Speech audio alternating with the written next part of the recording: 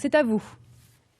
Bonjour à tous, bienvenue ici à Ligny en Morvan dans la Nièvre. On est là pour vous parler des petites retraites dans le milieu agricole. Vous le savez, ils étaient plusieurs milliers ces retraités dans les rues il y a une dizaine de jours pour parler des petites retraites, des petites pensions. C'est d'autant plus vrai dans le milieu agricole. Alors on en parle avec Jean et Blanche Millot qui nous accueillent chez eux pour en parler. Jean, je vais commencer avec vous tout de suite. Parler des retraites des exploitants agricoles, des anciens exploitants agricoles, c'est quelque chose d'important parce qu'elles ne sont pas grosses. Elles sont pas énormes.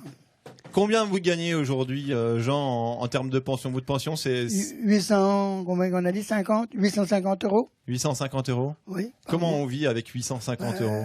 Faut faire, quoi. Comme on peut. Faut pas avoir les yeux plus grands que l'eau. Votre retraite, votre pension, elle a été rehaussée récemment ou ça? Non. Pas grand chose. Non, on regardait de l'année dernière, de 2010, elle a été augmentée de 50 ou 60 euros par mois. 50 ou 60 euros. Je peux poser la question aussi à Blanche, à côté de vous. Blanche, je crois que vous, votre pension, elle est encore un peu moins importante. Hein. Vous êtes à 626 euros, j'ai noté. Vous comprenez cette différence, justement, de différence de... je sais pas. Je sais pas pourquoi, moi. Vous n'avez pas moins... Vous n'avez pas moins travaillé que Jean? Non, j'ai travaillé pareil dans la ferme. C'était dur. Hein. Même plus avec les enfants. D'accord. Ouais. Alors, je vais présenter aussi la troisième personne qui est autour de cette table. Bernard Virly, vous êtes président délégué de la MSA 21 et vous allez nous éclairer justement sur les différents points qu'on va évoquer tous ensemble. Jean, je reviens à vous. Vous avez le sentiment d'être malheureux avec cette petite retraite ou pas tant que ça? On peut pas dire malheureux. Non, mais enfin, on pourrait être. Parce qu'on n'a jamais sorti ni rien, et avec ça, dessus, il faut encore retirer la complémentaire santé, qui est de plus de 100 euros par mois.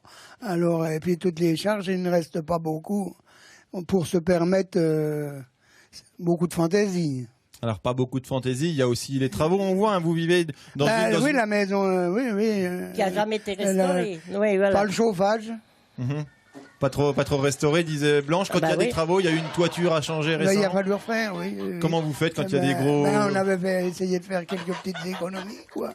Et puis, on avait été un petit peu à la banque pour dépanner un petit peu pour finir de payer, quoi. Et puis tous les deux, vous avez anticipé aussi sur ce qui arrivera à chacun d'entre nous plus tard, quand on va quitter cette planète. Vous avez investi dans un caveau récemment? Dans un caveau, oui. J'ai vendu la propriété. La propriété, une parcelle? Oui, une parcelle. J'ai vendu pour 6 000 euros de terre. D'accord. Pour pouvoir mettre le caveau et un monument. Blanche, les vacances, si je vous parle de vacances, de retraite, vous profitez de votre retraite aujourd'hui? Oui, j'en profite quand même, mais j'ai jamais eu de vacances. On n'est jamais parti en vacances. Vous aimeriez? Ah oui. Et alors? C'est pas possible? Non, c'est pas possible. Vous avez eu 4 enfants, tous les deux? Oui. Plein de petits-enfants? Oui. Ils sont pas dans la culture? Non, aucun. Aucun. Pourquoi? Non, ils étaient assez doués au point de vue instruction et je les ai tout le temps poussés contre parce que déjà recouper la ferme en 4, ça aurait été dur et j'ai pas voulu.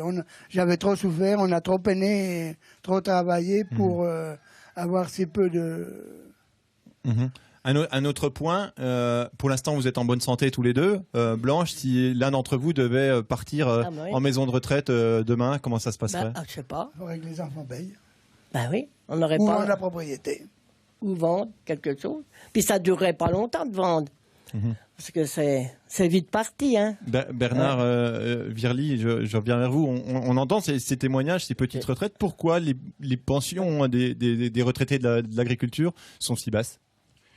Oui, alors merci d'avoir pensé à une explication de la mutualité sociale agricole, donc de Bourgogne. Moi, je suis président de la Côte d'Or, président délégué.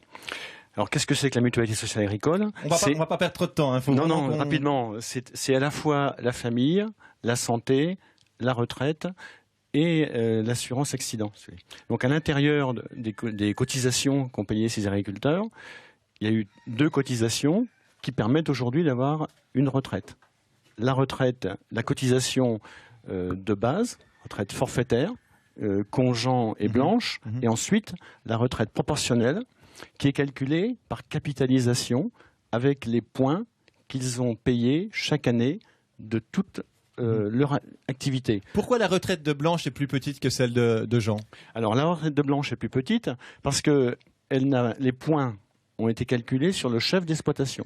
Ce sont des retraités qui sont en retraite depuis plus de 20 ans, donc ils étaient sur le système de cotisation qui avait été beaucoup basé